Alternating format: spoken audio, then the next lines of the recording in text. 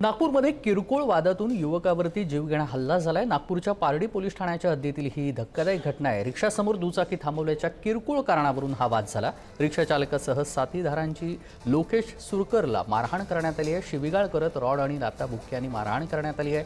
हल्ल्यामध्ये युवकाच्या डोक्याला गंभीर दुखापत झालेली असून पारडी पोलिसांनी 3 जणांना ताब्यात घेतलंय।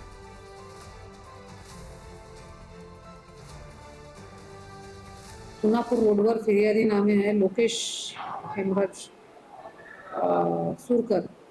तो आपल्या टू व्हीलरने जात असताना तिथून आरोपी नामे जो वाट आहे तर तो ऑटो रिक्षा घेऊन येत होता आणि त्यांच्या शाब्दिक बचाबाजी झाली आणि त्यांनी आरोपीने त्याला अश्लील शिवीगाळ करून मारहाण केली आणि त्याचबरोबर त्याचे दोन्ही भाऊ आले आणि त्यांनी लाकडी दंडाने आणि प्लास्टिकच्या दंडाने मारले।